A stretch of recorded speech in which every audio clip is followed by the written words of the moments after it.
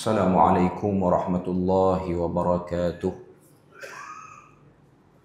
Innal hamdalillah nahmaduhu wa nasta'inuhu wa nastahdihi wa nastaghfiruh wa na'udzu billahi min shururi anfusina wa min sayyiati a'malina.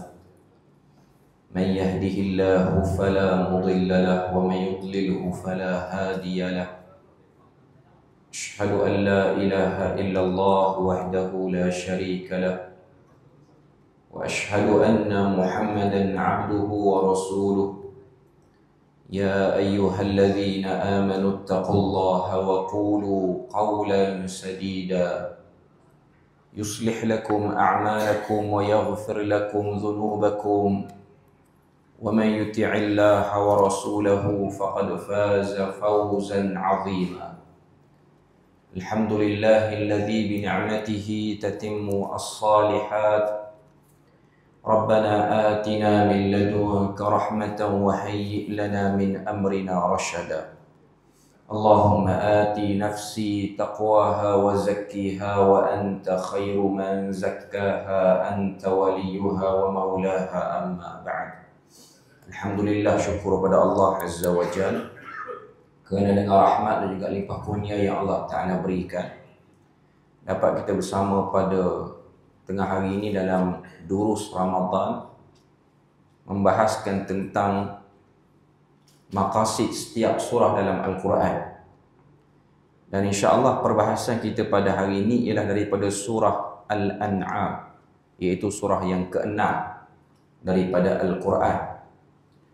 Sebelum pada kita masuk tengok dengan lebih dalam apa yang terkandung dalam surah Al-An'am yang mengandungi 165 ayat ni dan berada di antara juzuk yang ke-7 dan juga juzuk yang ke-8 daripada Al-Quran, kita boleh tengok buku yang ada di tangan tuan-tuan dan puan-puan tu, iaitu buku yang telah diusahakan oleh Al-Fadhil Ustaz Luqman.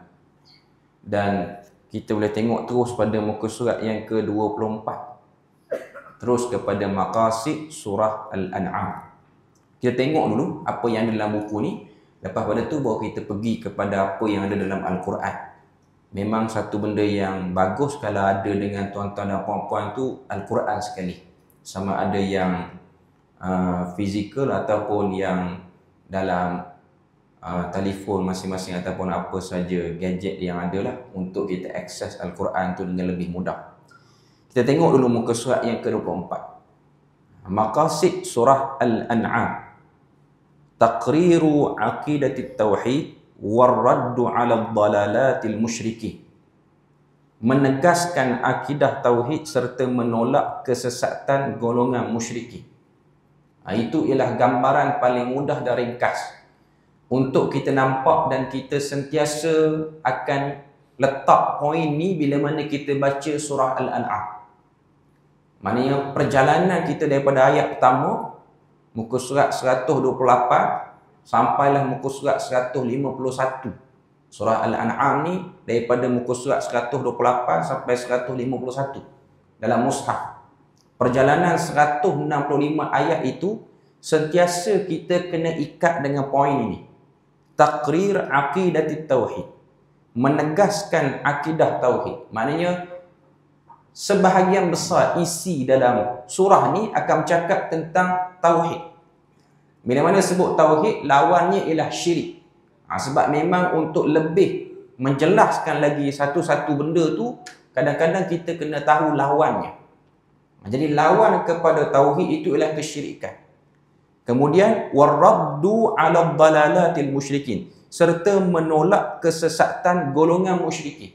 Sebab 165 ayat daripada surah Al-An'am ini, selain daripada Allah Ta'ala kemukakan hujah-hujah keesaan dia dan keutamaan tauhid berbanding segala benda dalam agama ni, termasuk dalam surah Al-An'am juga akan diterangkan tentang kesamaran-kesamaran, cakap-cakap ataupun modal perbualan orang-orang yang mengelirukan tauhid. Apa yang ada dalam surah Al-An'am ni antaranya ialah itu. Allah Ta'ala akan datangkan penentangan orang terdahulu terhadap nabi-nabi terdahulu. Apa style, pattern, cakap orang-orang yang tak berapa minat dengan tauhid ataupun orang yang bercampur antara tauhid dengan syirik dalam diri. Jadi surah Al-An'am ni dia akan sebut semua benda tu. Semua benda tu. Syarah ringkas, kita tengok buku dulu. Surah ini menekankan peneguhan akidah tauhid dan menolak akidah syirik dengan membantah para penyembah berhala, menggunakan bukti dan juga hujah yang jelas. Ia juga membantah kepercayaan syirik mereka yang bertentangan dengan tauhid, termasuk unsur syirik dan amalan mereka terhadap binatang ternak. Jadi itu dalam perenggan yang syarah ringkas tu. Kalau kita boleh tengok dengan lebih jelas lagi, surah Al-An'am akan menjadi surah yang mengemukakan hujah. Sebab tu nama lain bagi surah Al-An'am ni, sebahagian para ulama sebut nama lain surah Al-An'am selain nama Al-An'am, namanya juga ialah Al-Hujjah. Nama yang tidak rasmi bagi surah Al-An'am. Sebab memang surah Al-An'am ni Tuhan sendiri cerita tentang diri dia. Sebab tu kita akan tengok dalam surah Al-An'am, antara yang akan banyak berulang ayat-ayat yang berbunyi wahuwa, dia. Banyak ayat macam tu. Kita akan jumpa ayat huwallazi khalaqakum wa huwallahu fis samawati wa fil ard. Ayat-ayat macam ni akan banyak kita akan jumpai dalam surah Al-An'am. Tuhan cerita tentang diri dia. Macam mana memahami dan macam mana kita berinteraksi dengan tauhid sesuai dengan yang dikehendaki olehnya sebagai Tuhan yang menciptakan manusia. Jadi oleh itu surah ini dimulakan dan diakhiri dengan tauhid. Ia dibuka dengan firman Allah Ta'ala, iaitu ayat pertama, Alhamdulillahillazi khalaqas samawati wal arda wa ja'ala adh-dhulumati wan nur. Surah Al-An'am ni dia surah yang dimulai dengan alhamdu. Dia ada beberapa surah dalam Quran yang dimulai dengan alhamdulillah. Yang kita paling tahu ialah Al-Fatihah lah. Sebab itu ialah bacaan wajib dan kadar ingatan wajib orang Islam terhadap Al-Quran. Selain pada itu ialah surah Al-An'am, selain pada itu ialah surah Kahfi, selain pada itu beberapa surah-surah yang lain yang dimulai dengan Alhamdulillah. Dan biasanya surah-surah yang seperti ini, dia memang akan cakap tentang tauhid menjadi tonggak utama. Sebab tu surah Al-An'am, kalau kita nak padu dengan surah Kahfi pun sama. Sebab openingnya lebih kurang. Alhamdulillahillazi anzala ala abdihil kitaba wa lam yaj'al lahu iwaja. Itu ayat pertama surah Kahfi. Ayat pertama surah Al-An'am, Alhamdulillahillazi khalaqas samawati wal arda wa ja'ala adh-dhulumati wan nur. Pun lebih kurang. Walaupun terjemahan lain, tapi opening surah tu sama. Dia macam Al-Fatihah jugalah. Al-Fatihah pun antara induk ataupun tonggak utama dalam surah Al-Fatihah tu ialah tauhid. Alhamdulillahirabbil alamin. Kemudian Tuhan sebut tentang isu-isu tauhid dan juga isu-isu berkaitan benda yang mencederakan tauhid. Antaranya ialah jejak langkah orang-orang yang dilaknat dan juga jejak langkah orang-orang yang sesat. Sebab tu dalam surah Al-Fatihah dia ada siratal ladzina an'amta 'alaihim ghairil maghdubi 'alaihim waladdallin. Al-maghdub dan juga ad-dallin. Sebab antara benda yang kita kena bimbang, tauhid ni dia boleh tercalar dengan hanya terdengar ataupun terbiasa dengan kebiasaan orang-orang yang bercampur antara tauhid dan juga antara syirik. Dia campur dulu dalam kehidupan seharian dia. Sebab tu kalau kita tuan-tuan dan puan-puan yang baca Quran dalam bulan Ramadan ni, yang tadarrus ke, yang baca sendiri ke, kalau kita melalui bacaan Al-Quran yang konsisten dalam bulan Ramadan, maknanya hari ni kita dah juzuk yang kelima. Kalau kita perasan, juzuk 1, juzuk 2, dua-dua tu dalam surah Baqarah. Surah Baqarah ni, sebenarnya Baqarah dengan Ali Imran bercakap tentang siapakah ad-dallin dan siapakah al-maghdub yang kita baca dalam Al-Fatihah tu. Sebab tu mungkin tuan-tuan dah dengar matlamat yang pada surah Al-Baqarah dan juga surah Ali Imran. Cuma secara umum, mungkin tambahan yang tuan-tuan boleh lihat. Surah Baqarah ni, dia kaya dengan cerita pada kita muslihat-muslihat mereka-mereka yang disebut dengan al-maghdub dengan ad-dallin tu. terutamanya ahli kitab. Sebab tu mudah cerita, ada 9 kriteria ataupun 9 ciri yang ada pada ahli kitab Yahudi khususnya, yang kalau kita tak hati-hati dengan 9 benda ni, kita mungkin terjebak dan terkena penyakit sama macam ahli kitab Yahudi tu, Bani Israel tu. Cuma tak ada cukup masa lah nak cerita semua benda tu. Kalau tuan-tuan buat penelitian sendiri. Saya ingat waktu ikut daurah, waktu belajar tafsir ni dengan guru kami di Besut Terengganu ni, antara benda yang dia kongsikan, cara terbaik untuk kita berinteraksi dengan Quran pada bulan Ramadan ni, dia cerita ni ialah cara dia belajar di India, Pakistan. Dia kata antara kebiasaan orang-orang alim di sana, bila mana masuk bulan Ramadan ni, 2 minggu pertama ataupun 10 awal Ramadan ataupun seminggu Ramadan. Ada orang ambil 2 minggu pertama, ada orang ambil 10 awal, ada orang ambil seminggu pertama, dan ada orang ambil 3 hari yang awal. Kebiasaan di sana, dia orang akan baca Quran bagi khatam dalam tempoh tu dulu. Walaupun orang kata apa, bacaan tu tak faham.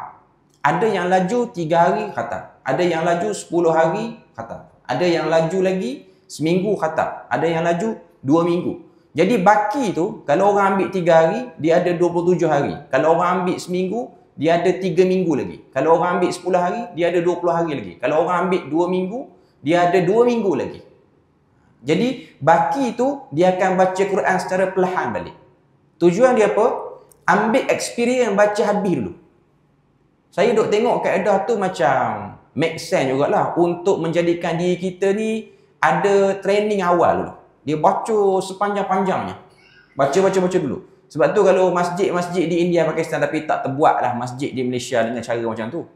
Qiyam mereka pada 10 ataupun minggu pertama, biasanya mereka akan fokus khatam dulu. Memang lama.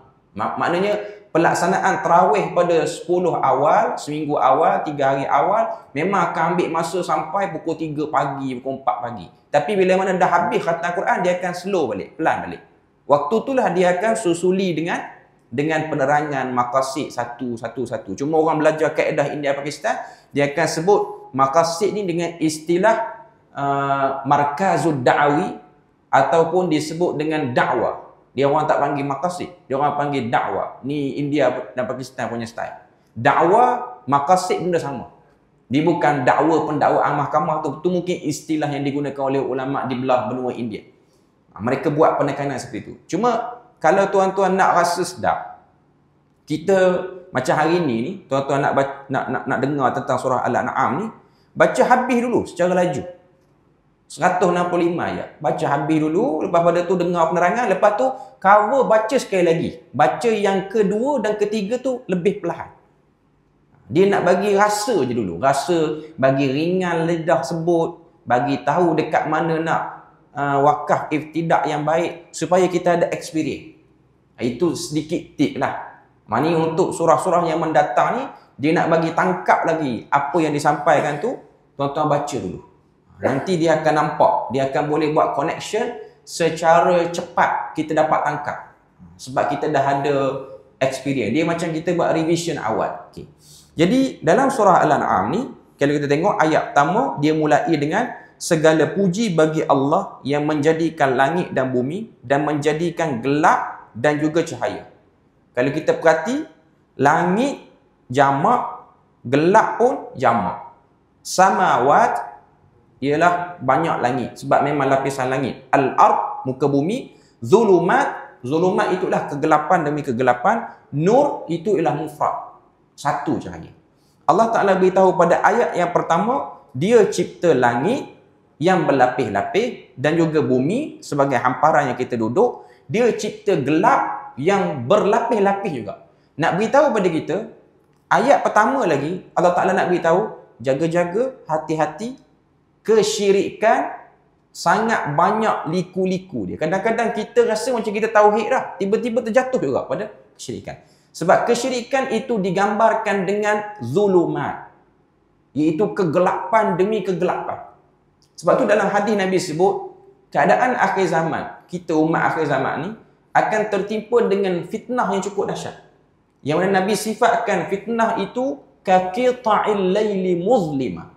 Potongan malam yang gelap. Maknanya di dalam waktu yang gelap, masa yang gelap, gelap yang berlapis-lapis. Itulah yang ingin diangkat dalam surah Al-An'am. Kemudian muka surat yang ke-25, dan di akhirnya Allah Azza wa Jalla berfirman, iaitu ayat yang ke-161 dan juga ayat yang ke-163. Yang ni kalau kita buka mushaf, muka surat 151 dah. Qul innani hadani rabbi ila siratim mustaqimin dinan qiyaman millata Ibrahim hanifa wa ma kana al-musyrikin. Qul inna salati wa nusuki wa mahyaya wa mamati lillahi rabbil alamin la syarika lahu wa bidzalika umirtu wa ana awwalul muslimin. Jadi itu ending kepada surah Al-An'am.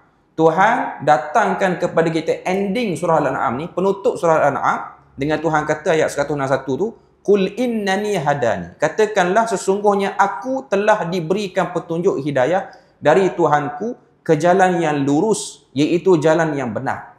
Lalu Tuhan pun bagi sampel. Siapakah orang yang pernah hidup atas dunia dan telah merealisasikan benarnya tauhid dia? Ibrahim. Lalu disebut situ millata Ibrahim, kebiasaan ataupun pengamalan yang dilakukan oleh Nabi Ibrahim, hanifah, dia seorang yang lurus, seorang yang bersih tauhidnya, wa ma kana minal musyrikin, dan tidaklah Ibrahim itu daripada kalangan orang yang musyrik. Sebab tu datanglah kata-kata Nabi Ibrahim situ, qul inna salati wa nusuki, katakanlah sesungguhnya salatku dan juga ibadatku. Nusuk tu maksudnya lah ibadat semua sekali. Salat, puasa, zakat, haji, zikir semua. Kenapa disebut nusuk? Sebab ianya ialah perumpamaan kepada berharganya ibadah yang kita buat. Sebab dalam bahasa Arab, perkataan nusuk mari pada perkataan nasikah yang bermaksud emas dan perak. Maknanya diumpamakan ibadah yang kita buat pada Allah Ta'ala ni seperti emas dan perak. Maknanya ini ni yang tuan-tuan duk buat ni, puasa, zakat, salat, majlis ilmu, faham Quran, baca Quran, ni semua ni akan dijadikan sebagai barang pertukaran untuk dapat keredaan Tuhan di akhirat nanti. Sebab tu dia guna perkataan wa nusuki. Nusuk tu maksudnya bernilainya ibadah yang kita buat ni. Jadi kalau orang yang faham, waktu dia baca doa iftitah, dia sedang meletakkan salat yang dia buat tu, sebab ini pun bahagian pada doa iftitah. Dalam riwayat yang terkenal kan, doa iftitah yang Nabi ajar pada kita, wajjahtu wajhiya lilladzi fataras samawati wal arda hanifa wa ma ana minal musyrikin inna salati wa nusuki wa mahyaya wa mamati lillahi rabbil alamin la syarika lahu wa bidzalika umirtu wa ana awwalul muslimin. Sebahagian riwayat juga baca dengan wa ana minal muslimin. Cuma kita biasa baca habis itu lah. Dia riwayat yang penuh ialah ada sambungan lagi. Zalamtu nafsi. Allahumma anta rabbi la ilaha illa anta rabbi wa ana abduk. Zalamtu nafsi wa a'taraftu bi dhanbi.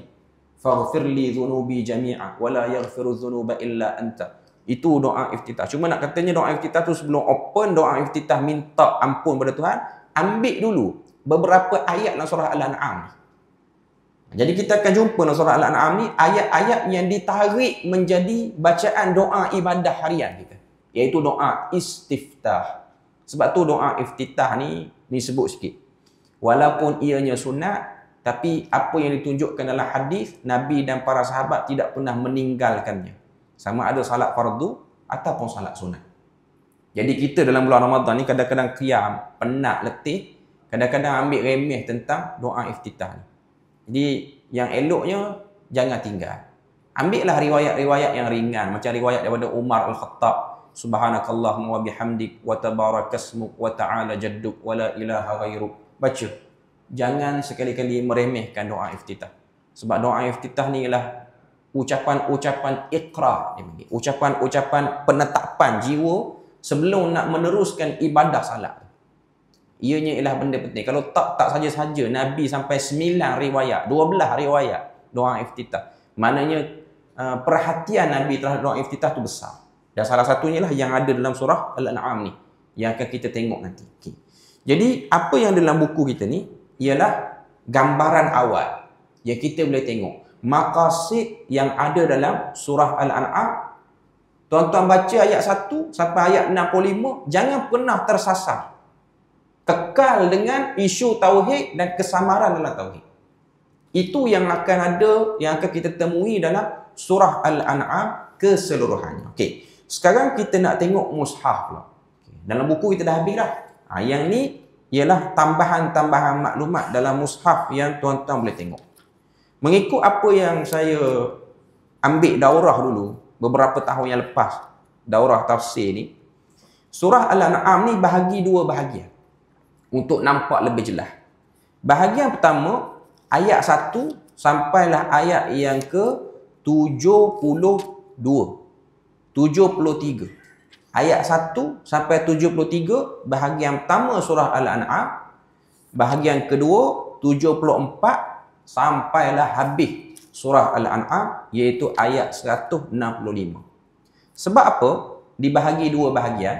Sebab bila mana Tuhan nak cerita tentang tauhid dan benda yang boleh kacau tauhid, boleh cederakan tauhid dalam surah Al-An'am, Allah Ta'ala jadikan dalam surah Al-An'am ni ada dua fasa penerangan. Dekat mana tauhid boleh kukuh, dekat mana tauhid boleh luntur. Contoh-contoh orang yang bertauhid pun Tuhan bawa sekali. Untuk bahagian pertama, ayat 1 sampai 73, ianya bersifat teori semata-mata. Dia tak ada pun nukilan sejarah, tak ada. Sebab tu mungkin istilah yang digunakan oleh para ulama di tanah Arab, mereka akan guna uslub ni ialah uslub takrir. Menetapkan. Tuhan beritahu ayat 1 sampai ayat yang ke-73 ni semua Tuhan beritahu dia siapa, dekat mana yang tak kena, ideologi apa yang salah, ideologi apa yang tak betul, meremehkan malaikat, meremehkan nabi, semua keterangan. Ataupun istilah yang digunakan oleh orang belajar kaedah India Pakistan, dia panggil dalil akli, dalil akal. Semua ayat-ayat tu kita guna akal, kita boleh faham. Kalau kita ni akal kita sihat, walaupun tak belajar tinggi pun akal dia sihat.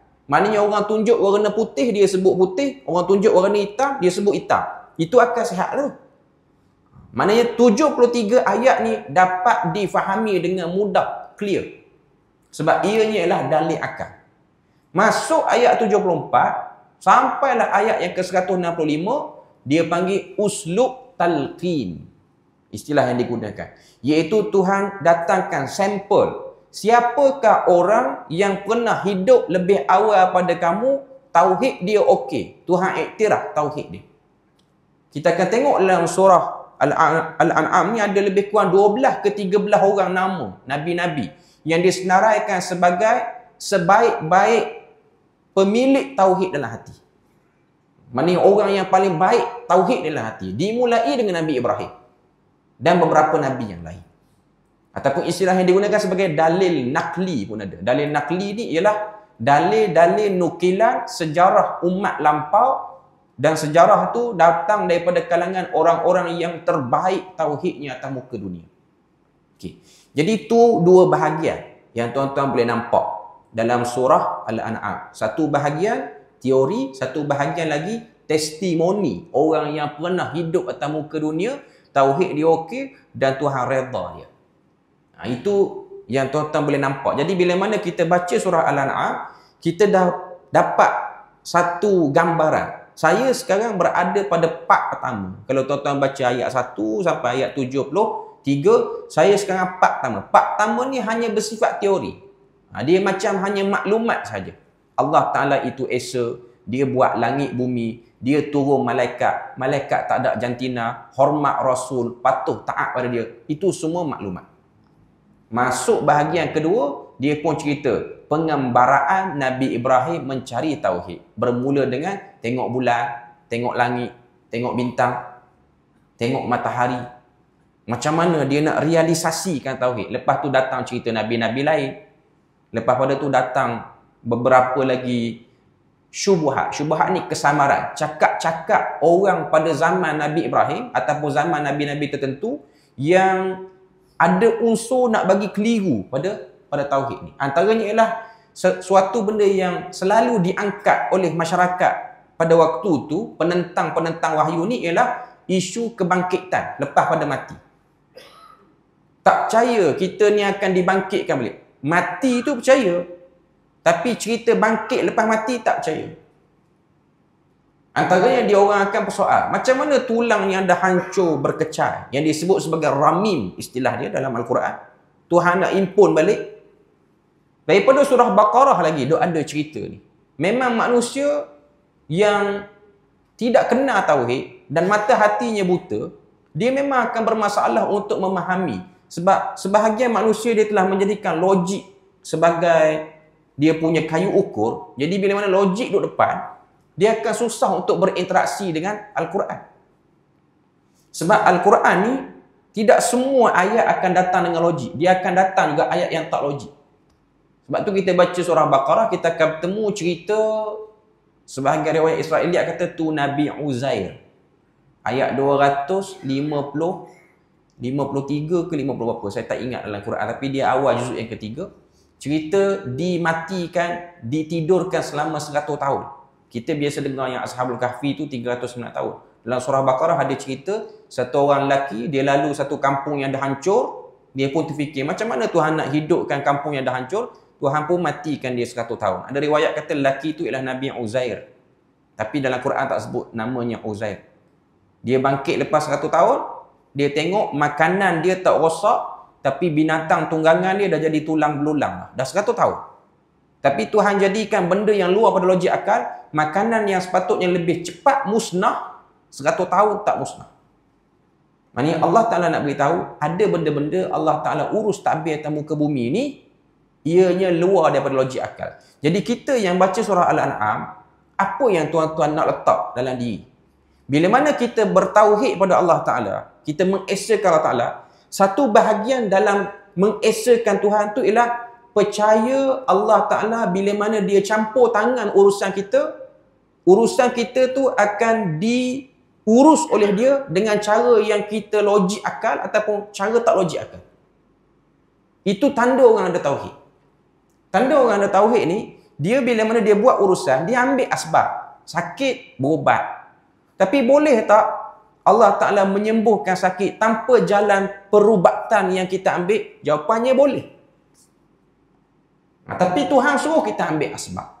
Tapi kalau Tuhan izinkan, dia akan berlaku dengan cara yang lebih ajaib lagi. Itu tanda orang bertauhid. Kalau orang yang ada masalah pada tauhid, dia akan objek benda ni, dia akan lawan benda ni. Akhirnya dia akan pergi kepada tak, ni mesti usaha orang ni mesti kehebatan ubat ni mesti itu, ni mesti ini. Sedangkan orang Islam dipasak untuk sentiasa mempertahankan tauhid dia tiap-tiap lepas salat. Dalilnya kena baca ayat kursi lepas salat. 5 waktu kena baca. Sebab ayat kursi ni adalah pasak pada tauhid. Kan kita tengok Allahu la ilaha illa huwal hayyul qayyum. Dan Tuhan sebut wala yauduhu hifdzuhuma. Tidak penat Allah Ta'ala mengurus langit dan bumi. Adakah Allah Ta'ala penat nak urus urusan kita? Dia urus langit bumi hari-hari. Hari-hari Tuhan urus langit bumi.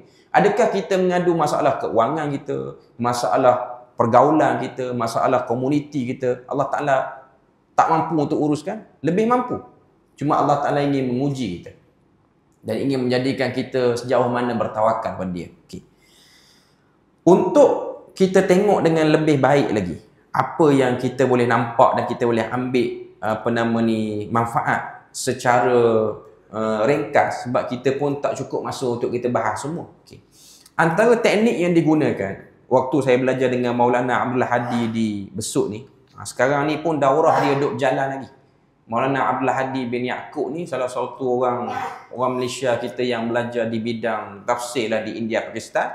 Cuma kita mungkin kurang kenal dia sebab dia memang jenis tidak ada rakaman video, dia ada rakaman suara. Dia kata apa, satu tokoh lah, dan kecenderungan dia terhadap sunnah apa semua pun ada. Cuma mungkin dengan dia pilih cara tu, orang kurang nampak menonjolnya dia. Okay. Antara kaedah yang dia gunakan bila mana kita orang ikut daurah tafsir dia tu, ialah dia suruh kita tengok bila mana kita pergi satu surah. Contoh kita nak pergi surah Al-An'am ni, cara paling terbaik untuk orang yang blur, Tak nampak apa lagi surah Al-An'am. Cuma tahu je. Tauhid ada dalam surah Al-An'am, dan lepas pada tu tahu dalam surah Al-An'am ni ada cerita pembatal pada tauhid. Apa dia? Okay. Cara dia, apa yang digunakan oleh kaedah guru kami ni ialah 10 ayat awal, 10 ayat akhir. Tengok opening, tengok ending dia. Ini cara untuk tuan-tuan berinteraksi dengan surah-surah yang jenis 100 ayat ke atas. Sebab surah Al-An'am ni dia masuk dalam sab'ut tiwal, 7 surah yang panjang. Al-Baqarah 286, Ali Imran 200, An-Nisa 176, Al-Maidah 120, lepas pada tu Al-An'am 165, Al-A'raf 206, Al-Anfal 75, At-Taubah 129. Ini 7 surah yang panjang. Dalam hadis riwayat Ahmad, Nabi sebut, man akhadha bi sab'it tiwal falahu habr atau kama qala. Siapa-siapa yang teliti 7 surah ni, Allah Ta'ala akan beri pada dia ilmu yang banyak. Dan ilmu yang banyak tu ialah ilmu tentang tauhid. 7 surah ni lebih kurang 10 juzuk awal lah. Sebab dia ada khilaf, habis dekat Al-Anfal ke habis dekat At-Taubah. Sebab kalau habis dekat Al-Anfal 207 muka surat. Tapi kalau tengok hadis-hadis Nabi, kalau Nabi qiyam, Nabi salat qiyam, dalam riwayat-riwayat daripada Aisyah ataupun sahabat-sahabat yang ikut follow qiyam Nabi ni, Nabi kalau qiyam salat 1 rakaat, kebiasaannya Nabi akan baca daripada Al-Baqarah sampailah kepada Al-A'raf. Kebanyakan riwayat sebut. Maknanya sampai kepada Al-A'raf. Maknanya Al-An'am masuk sekali dalam tu. Lepas pada tu pergi pada Al-A'raf. Sebab ketujuh surah ni memang 7 surah yang panjang. Cara dia untuk kita lebih ringan berinteraksi dengan surah ni, tuan-tuan ambil 10 ayat awal, 10 ayat akhir. Baca dulu, tengok terjemahan. Tengok 10 ayat awal. Lepas tu 10 ayat akhir. Baca terjemahan, baca ayat dia. Itu cara interaksi. Lepas pada tu pergi lebih besar sikit. 20 ayat awal, 20 ayat akhir. 30 ayat awal, 30 ayat akhir. 40 ayat awal, 40 ayat akhir. Dengan cara ni, dia tak wajib pun. Cuma saya sebut ni lah cara nak bagi otak kita ringan sikit. Sebab kadang-kadang kita baca dengan mendatar macam tu, dia jadi macam kita cepat bosan. Jadi kita buat macam tu. Kita buat depan belakang, depan belakang, depan belakang. Lepas pada tu, lepas kita dah nampak, baru kita balas dengan bacaan daripada awal sampai akhir balik. Cara ni lambat memang lambat. Tapi kalau dapat dia seronok. Dia nampak apa yang sedang dibahaskan tu. Sebab tu dia akan menjadikan kita qiyam tu, kita akan nampak apa yang dibahaskan. Okay. Kita tengok, okey, tuan-tuan. Muka surat 128. Okay. Tuhan sebut dalam surah Al-An'am. Tuhan sebut pada ayat pertama, segala puji bagi Allah yang menciptakan langit dan juga bumi, dan juga menjadikan kegelapan itu dan juga cahaya. Maknanya Tuhan jadikan langit, bumi, gelap dan juga cahaya. Nak sebut pada kita bahawasanya Tuhan highlight benda-benda besar. Tuhan highlight langit, bumi. Ianya satu benda yang besar untuk kita teliti. Langit, entah berapa lapis langit. Bumi, bawah bumi pula ada berapa. Tiba-tiba Tuhan pasangkan langit dan bumi itu dengan cahaya dan juga gelap. Kemudian Tuhan tutup ayat pertama, thummal ladzina kafaru bi rabbihim ya'dilun. Tuhan kata, namun demikian orang-orang kafir masih menyengutukan Allah Azza wa Jal dengan sesuatu.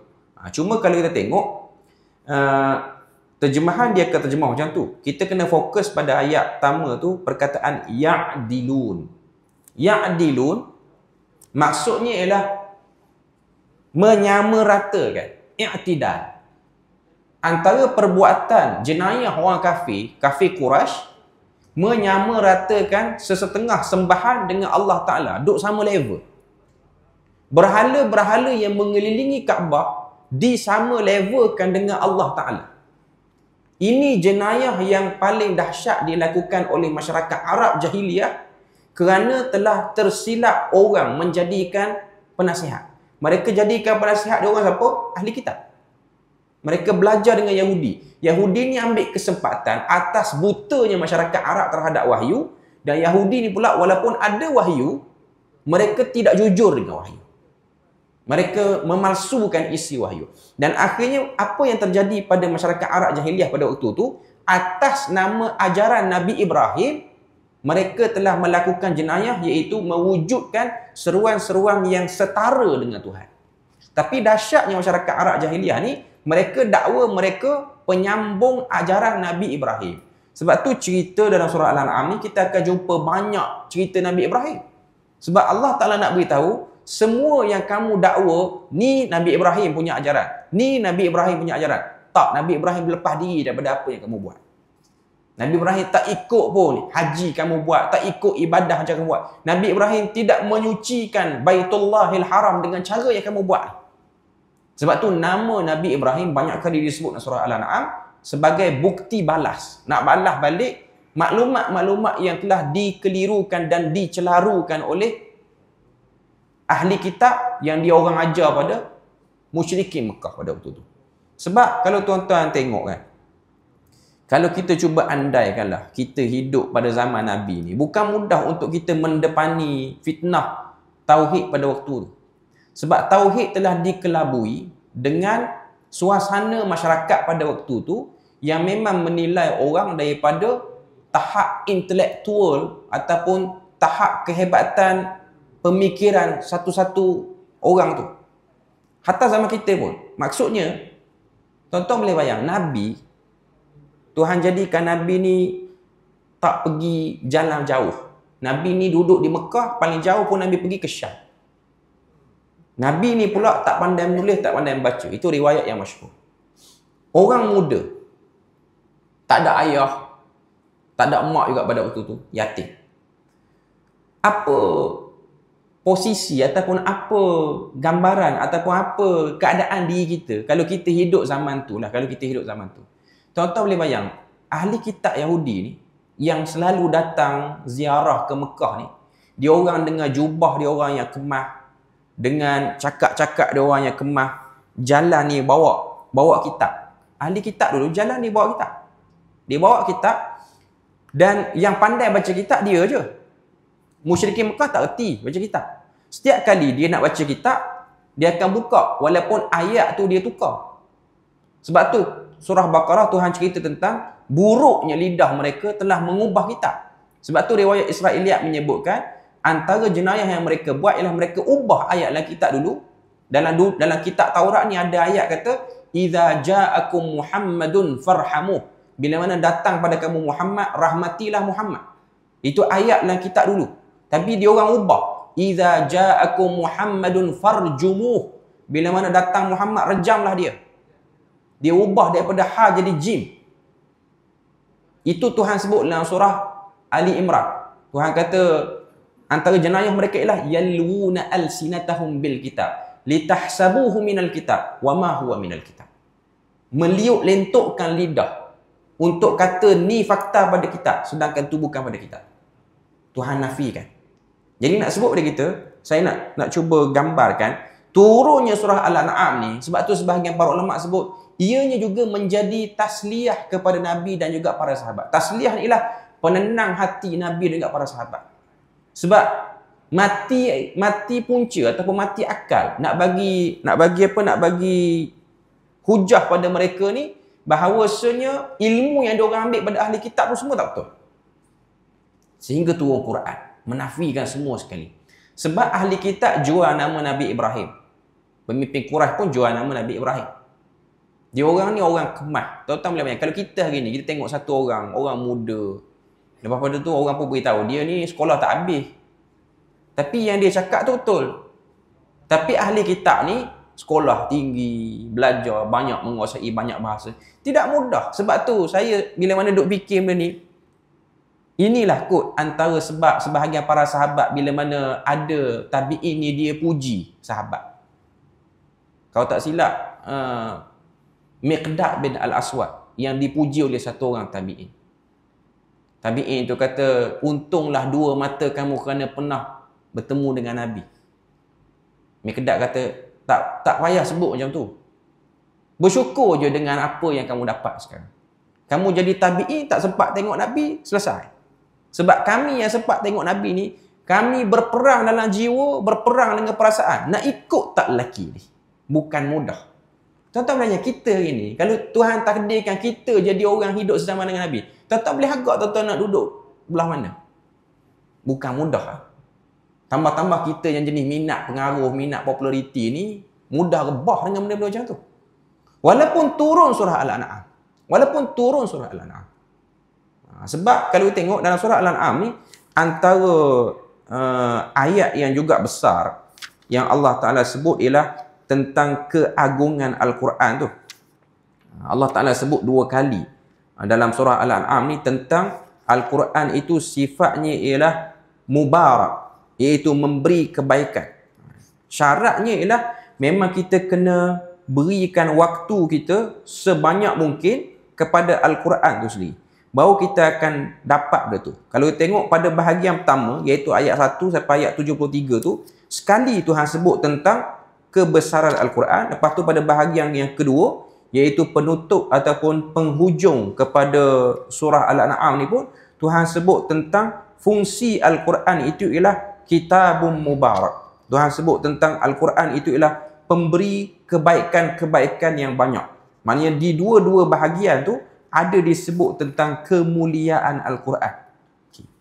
Kalau kita tengok pada bahagian pertama ataupun muka surat pertama tu, Allah Ta'ala dia senaraikan semua sekali tentang benda-benda penting. Contoh ayat kedua kita tengok. Huwallazi khalaqakum min tinin thumma qada ajala. Mula-mula Tuhan kata dia cipta langit bumi. Lepas pada tu Tuhan kata dia yang menciptakan kamu daripada tanah, thumma qada ajala, dan dia tetapkan pada kamu kematian. Wa ajalun musamman indah. Sebab memang cara nak mantapkan, mengesakan Tuhan dalam jiwa kita, tengok langit bumi, lepas tu tengok diri sendiri. Ianya ialah proses yang ambil masa lama untuk memantapkan jiwa kita. Sebab tu kalau kita perhati kan, kalau tuan-tuan ada Quran dah di tangan tu, kita pergi pada ayat yang ke 74 sampailah ayat yang ke 80. Ini bahagian kedua. Dia bagi contoh apakah yang dilalui oleh Nabi Ibrahim waktu nak dapat tauhid tu. Mula-mula sekali Tuhan sebut pada ayat 74. Wa idz qala Ibrahimu li abihi azara atattakhidhu asnaman alihah.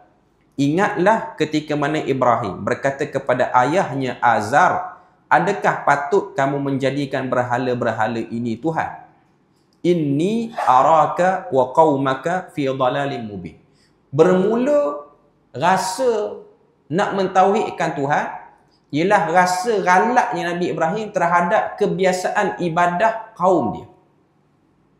Bila mana kita tengok satu kaum yang tak betul cara ibadah dia, pasti akan ada dalam hati mana-mana yang duduk dalam kaum itu ada rasa kritik terhadap sembahan tu.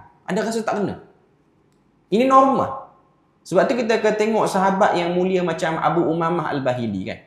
Dia nak tinggalkan agama yang dianuti oleh kaum dia. Abu Umamah Al-Bahili ni ialah satu sahabat daripada kabilah Al-Bahilah yang duduk di pinggir kota Mekah. Mereka ni sembah berhala juga. Tapi diorang ada ritual yang lebih dahsyat lagi, iaitu ritual diorang ni diorang akan sembah matahari dan diorang akan sembelih binatang, tadah darah tu, dan diorang akan minum. Semua kabilah dia akan minum. Dia macam semi-cannibal. Dia belum cannibal lagi. Cannibal ni makan orang. Semi-cannibal. Dia makan binatang dengan cara yang tragis.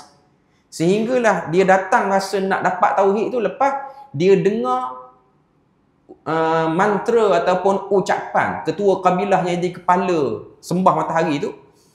Dia kata, wahai Tuhan yang duduk ataupun wahai matahari, laknatlah lelaki muda di Mekah yang mencela berhala-berhala. Itu sebahagian riwayat. Jadi ketua kabilah sebut macam tu. Dia yang muda ni dia rasa macam, siapa lelaki tu? Dia cela apa? Berhala. Dia kata apa? Yang menyebabkan dia pergi ke Mekah dan dia dengar apa Nabi kata dan akhirnya dia rasa tak ada apa pun. Dia masuk Islam.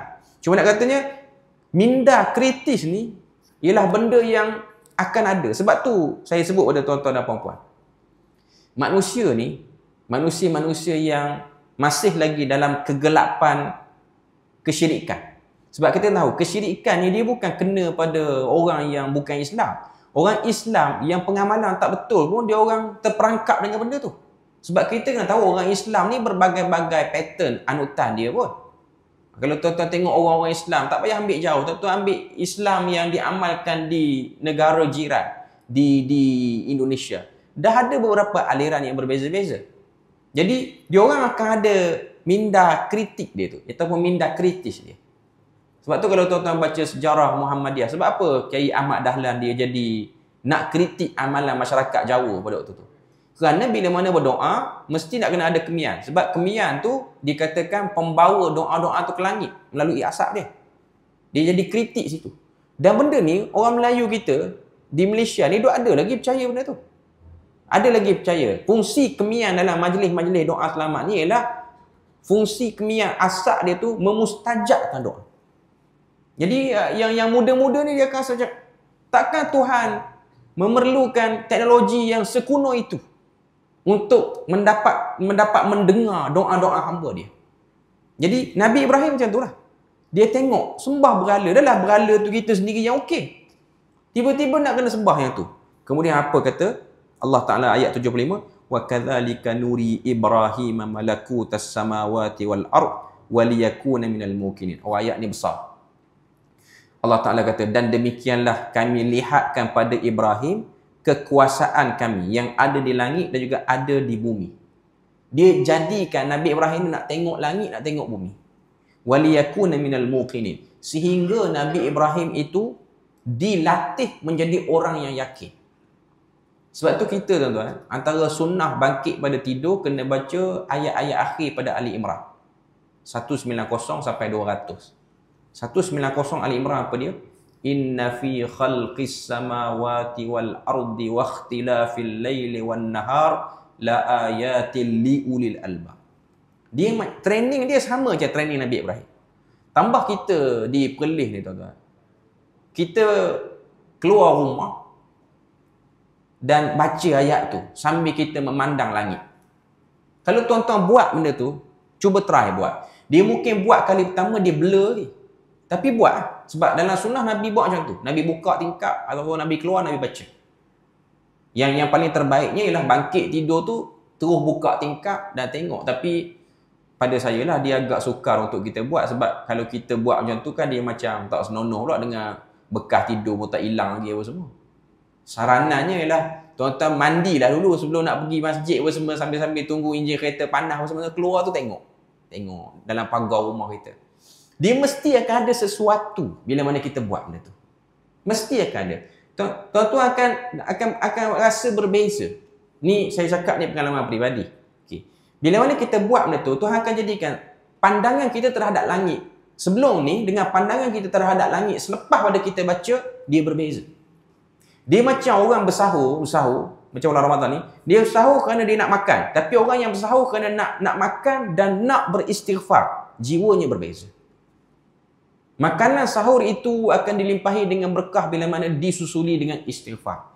Pandangan ke langit akan dilimpahi dengan berkah bila mana disusuli dengan keinginan nak mentauhidkan Tuhan. Jangan tengok langit hanya kosong macam tu. Tengok. Oh, dah termakan bulan. Dia pandai pada ahli falak lagi. Ada setengah orang macam tu. Kan ada setengah-setengah orang tengok bulan. Kita ni dah lebih kan ni Ramadan ni. Ahli falak kira macam mana. Dia lagi pandai pada ahli falak. Kadang-kadang ada benda tu tak membantu. Yang diperlukan ialah tengok bulan sehinggalah menjadi orang yang menyebut dalam surah Ali Imran, Tuhan sebut alladzina yadhkurunallaha qiyaman wa qu'udan wa 'ala junubihim wa yatafakkaruna fi khalqis samawati wal ardh rabbana ma khalaqta hadza batila. Kita nak sampai tahap macam tu. Jadi memang sebenarnya latihan untuk dapat tauhid ni kena tengok alam. Kebetulan tuan-tuan berada di Perlis ni, alam di Perlis ni masih belum tercemar dengan kemodenan. Jadi itu ada nilai tambah untuk tuan-tuan tengok. Maknanya sebelum pergi masjid tengok alam. Lepas balik masjid pun tengok alam.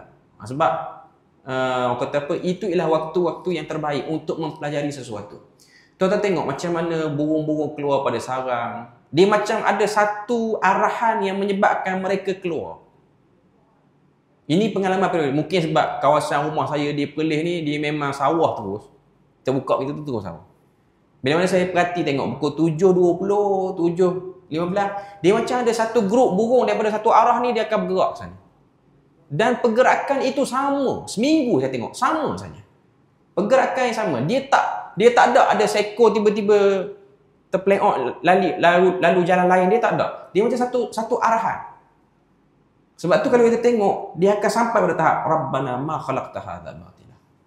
Di situ kita akan dapat rahsia tauhid yang sebenar. Di situlah kita akan start menghargai. Sebab ada itulah tuan-tuan akan jadi duduklah di belahan bumi mana pun, tuan-tuan tidak akan jual tauhid ni. Tidak akan jual tauhid ni.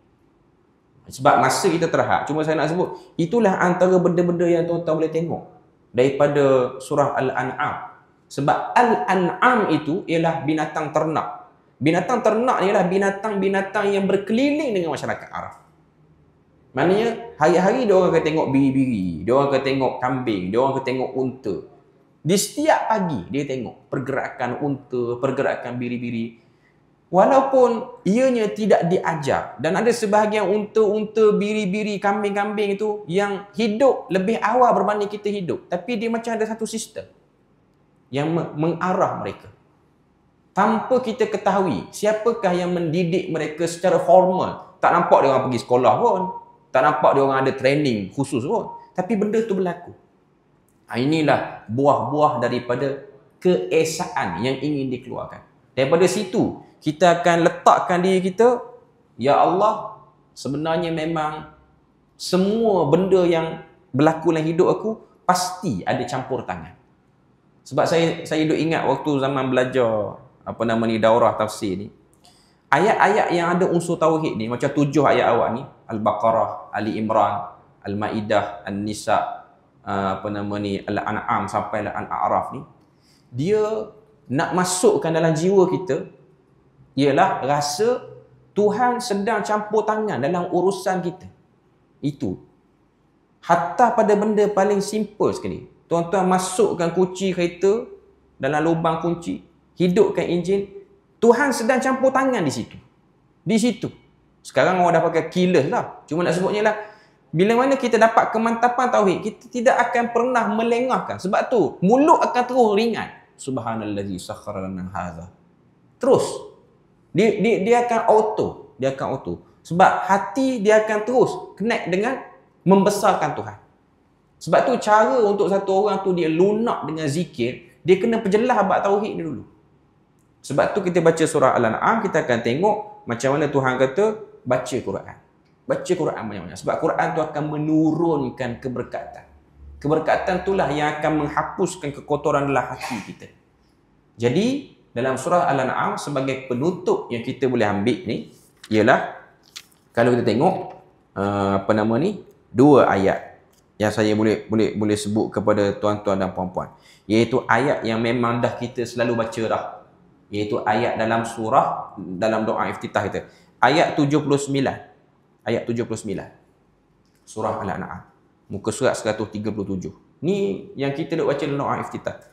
Inni wajjahtu wajhiya lillazi fataras samawati wal arda hanifa. Aku hadapkan wajahku kepada yang mencipta langit dan bumi dan juga yang menjadikan agama yang lurus. Wa ma ana minal musyriki. Tuhan nak beritahu pada kita, bila mana kita tengok langit bumi, mesti kita akan hanif. Sebab tu benda yang tak betul, orang yang pergi tengok langit bumi ataupun tengok bumi, tiba-tiba dia tidak hanif, dia bengkok. Ada benda tak kena. Kan ada sebahagian orang kan dia minat healing. Healing pun hiking, naik bukit. Baguslah. Untuk kesihatan jantung dia, kardio. Tapi ada orang dia naik bukit time dekat-dekat maghrib. Dia turun dah isyak dah. Lepas tu semayang jamak isyak dengan maghrib. Kalau jamak kalau tak semayang lagi haru biru lah. Sepatutnya dia naik ke langit, dia naik ke bukit tu, dia lebih lagi mentakzirkan. Dia tengok matahari patuh waktu, dia akan tenggelam waktu ni. Jadi kita kena patuh dengan arahan Tuhan. Masuk waktu salat, pergilah salat. Itu arahan Tuhan. Itu bentuk mengesakan Allah Azza wa Jalla. Belajar pada alam. Tapi cuma nak sebutnya lah, yang menariknya ayat ni, dia ikat nak bagi hanif tu, kena sebut Tuhan cipta langit bumi. Tuan-tuan boleh bayang, banyak makhluk yang ada atas dunia, Tuhan cipta binatang, Tiba-tiba yang di-highlight oleh Nabi Ibrahim ialah fataras samawati wal ard. Pencipta langit dan bumi. Sebab tu saya ingat waktu belajar dengan Maulana Hadi ni, baca ayat ni, ayat 79 ni, syarahan ayat 79 surah Al-An'am dia duduk di mana tuan-tuan? Dia duduk dalam surah Fatir, 45 ayat. Satu surah tu. 45 ayat tu ialah surah yang cerita tentang siapakah fataras samawati wal ard. Sebab tu dalam surah surah Fatir, antara ayat paling besar sekali ialah innama yakhshallaha min ibadihil ulama. Ayat tu. Sebab orang yang ada tauhid pasti akan ada takut pada Allah Ta'ala. Dia tidak akan buat lebih daripada kadar yang Tuhan suruh.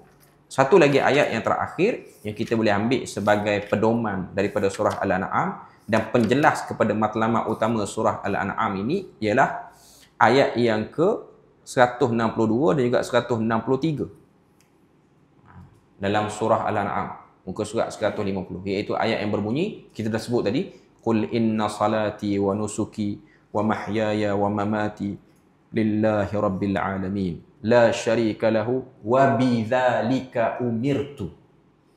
Memanglah tu kata-kata Nabi Ibrahim, tapi kita baca untuk diri kita. Aku tidak syirik padamu wahai Tuhan, dan demikianlah aku diutuskan. Kita semua ni tuan-tuan diutuskan untuk tidak mensyirikkan Tuhan.